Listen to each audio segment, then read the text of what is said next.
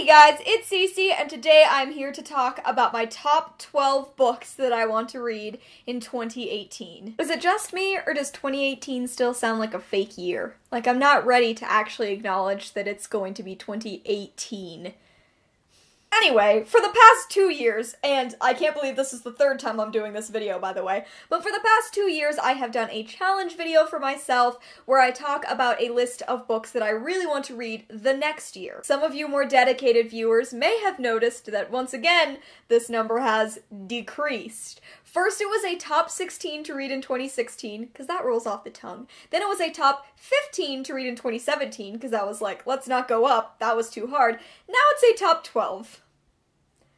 So, here are my feelings on it being a top 12. Now, the only thing I have to do is read one of these books each month, and that's way easier to manage than I have to read one of these a month, plus a couple of times I have to read 2 of the books in a month. That is just not gonna happen for me. So, one of these books has to get read each month for the 12 months of 2018. That's the plan. These are kind of all over the place. Let's just jump in and talk about 12 books that I'm definitely going to read and not try to cram all into next December, which is what's happening again right now. So as usual, the first book on my list is the book that's been on my Goodreads TBR for the longest, and that is Fearless by Cornelia Funke. Fearless is the sequel to Reckless, in case you didn't know, and Reckless is basically about these 2 brothers who wander through a mirror and wind up in this fantastical fairy tale world that is much more like the Grimm's version of fairy tales than any other version. So it's dark and there are terrible curses and people are dying, and I really liked this book when I read it years ago and planned to read the sequel. This book has been on my TBR on Goodreads for so long that it was put there before Fearless came out. It's been out for a long time. So my plan for 2018 is to reread Reckless and then read Fearless. It's time for me to move on, plus I haven't read a new Cornelia Funke book in so long, and she's one of my favorite authors, so this is book number 1. The next few books that I'm going to talk about are all just physical books that I've owned for a longer time, and I really need the push to actually read them. So first up we have On the Edge of Gone by Corinne Duyvis. I did not originally get this as an ARC. I swear I did a books for trade situation to get this ARC a while after it had come out, but I've owned it for a long time and haven't read it. So On the Edge of Gone is a sci-fi book about the end of the world, basically. They've reached the day that a comet is going to hit the Earth and kill a whole lot of people, and this book is about a girl named Denise who finds out that there is a generation ship leaving Earth, and she's hoping she can get her mother, and her sister onto the ship before the Earth reaches destruction. However, her sister is currently nowhere to be found, her mother is addicted to drugs and is not doing well, and Denise is autistic. And she is worried that since this is a generation ship where people are only chosen to go on board for their usefulness, she's worried she's not going to be allowed to be on the ship. So On the Edge of Gone is Own Voices for its autistic rep. Corinne Duyvis is actually the one who started the Own Voices hashtag, which is why I have so very much wanted to read a book by her. Plus, I have slowly but surely started to read more sci-fi books here and there, and I think that this one is going to be one that I really like. Next up, we have Golden Boy by Abigail Tarttelin. Golden Boy is about this kind of golden boy person named Max who has this perfect life. He's an athlete, he's really well loved. His mother is an incredibly successful criminal lawyer, his father wants to be elected to parliament, and they're this perfect family who turns out have been hiding a secret from Max, and that is that he was born intersex. Once Max learns this about himself, he starts to wonder what else his family's been hiding about him, what this means about how they communicate with each other, where he goes from there. Plus, he's starting to be invested in the first really intense romantic relationship of his life. After reading a couple of books that feature intersex main characters where the rep is not so good, I'm hoping that the incredible reviews of this book means that it will not be like those other books. Seriously, I've just heard that it's amazingly written, and I've owned it for way too long. I don't know why I haven't read it yet, but I need the push. Here it is. I'm reading Golden Boy in 2018. It's gonna happen. We also have The Demon King by Cinda Williams Chima.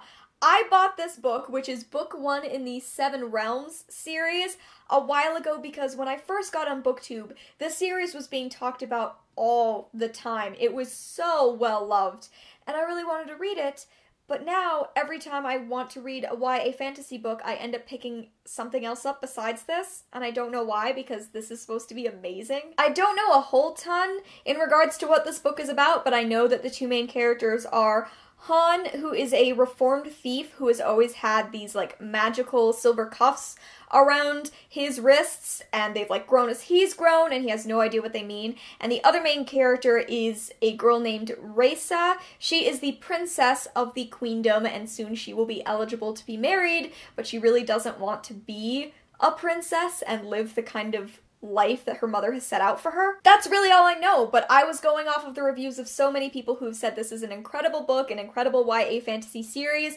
so I'm hoping when I read this book I will be really inspired to move on to the others in the series as well. And the last book in this section of books I've owned for too long and still haven't read, I want to talk about Room by Emma Donoghue. This isn't even my book.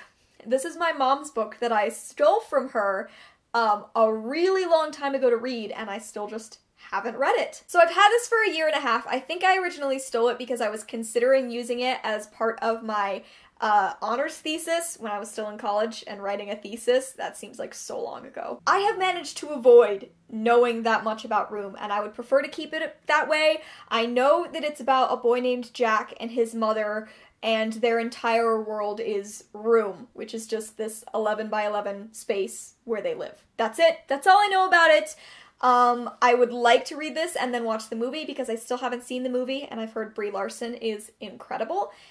But my mom loved Room. She read it so quickly and really wants me to read it, and I still never have.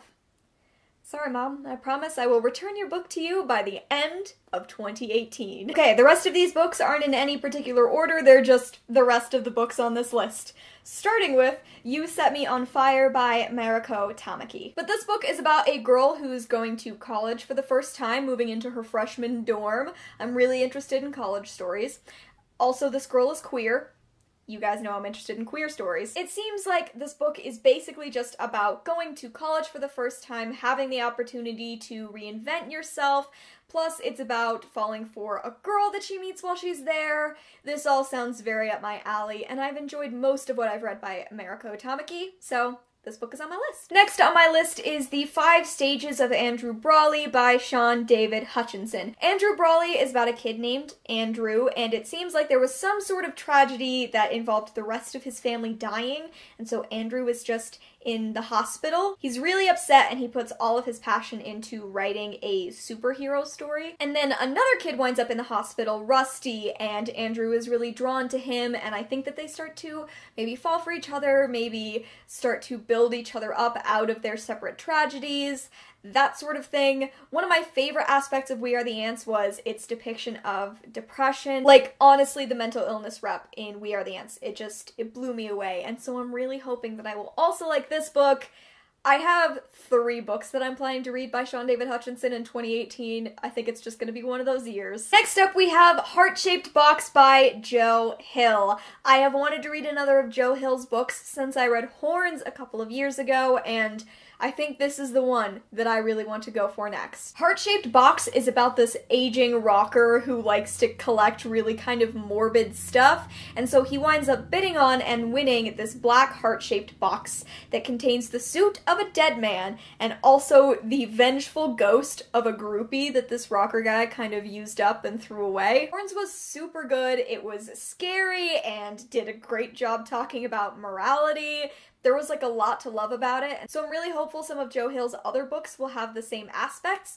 Plus, I mean, he's Stephen King's son, and, well, Stephen King's also going to be a theme for 2018, but I'll let you wait until my goals video before I talk more about that. Next up, I have Radio Silence by Alice Oseman. I recently talked about this book for like a little bit of time when I did a video with Janelle about which books we think we're going to read and give 5 stars. If you want to go check that out, you should. But I do truly think that I'm going to absolutely love Radio Silence, which is about a girl named Frances who has these really intense dreams of going to a university and nothing's going to stand in her way. And then she meets a guy named Aled, who is the creator of Frances's favorite podcast. And the two are immediately drawn together and become really good friends. that's what I know about it. I know that there's a university aspect, a podcast aspect, and that, like, it's supposed to have the best bro TP, and I'm into it. Also, the main character is biracial and bisexual, and there's a bunch of other cool sexuality stuff that I've heard about it. It's just really supposed to be diverse and great, and I want to read it. Okay, 3 left. The next book I want to talk about is Her Body and Other Parties by Carmen Maria Machado. So this book has been on my TBR since I first heard about it, but my urge to read it has only grown as more and more reviewers I trust have read it and absolutely loved it. This is a collection of short stories, and what I know about it is that it's a map of the realities of women and the violence visited upon their bodies. That's like that's the description, almost word for word. It's supposed to like demolish these lines between genre as it goes from story to story and explores these women's lives. And I read, what book did I read this year? American Housewife Stories, that made me think I'm more interested in reading short story collections that are all by one author than I am in reading anthologies. So this is the next step on my short story journey. I really hope that I love this book. Second to last, I want to talk about Everything I Never Told You by Celeste Ng. How have I never read a book by Celeste Ng? I have no idea. It's kind of bizarre how this has happened, but I'm going to remedy it. I'm going to read Everything I Never Told You, and if I like it, probably immediately go and pick up Little Fires Everywhere, which was her new book that came out a month or 2 ago. The only thing I know about Everything I Never Told You, besides the fact that it gets almost exclusively glowing reviews, is that it's about a Chinese-American family in a small town in Ohio in the 1970s, and I really wanted to read it. I've wanted to get more into adult books in 2018, just more and more. I've been feeling the urge to try to read more of those. So this is one of the ones that I really want to actually get to in 2018 instead of always pushing it off. And the final book that I want to talk about, the #1 book that I'm going to read in 2018, is Dress Codes for Small Towns by Courtney C. Stevens. Dress Codes for Small Towns is about a girl named Billy who's the preacher's daughter, and it's sort of just about exploring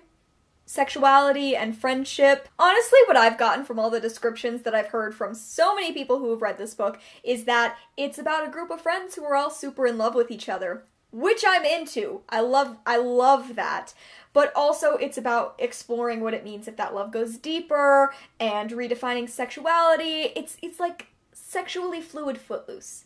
That's what I kept hearing it described as, and I'm into that 100%. Haley from the channel These Book Lions was raving about this book for a while. Also Lala from the channel Books and Lala was raving about it. They're 2 people I really trust when it comes to books like this, and so it's time for me to read it. This is another book that Janelle and I talked about in our books we think we're gonna give 5 stars. And I have really high hopes for it. So there you go. Those are my top 12 books that I'm planning to read in 2018. It's going to happen. This is my list, and I will not put it off to the end of the year again. I will not read 5 books in December like I have done every year.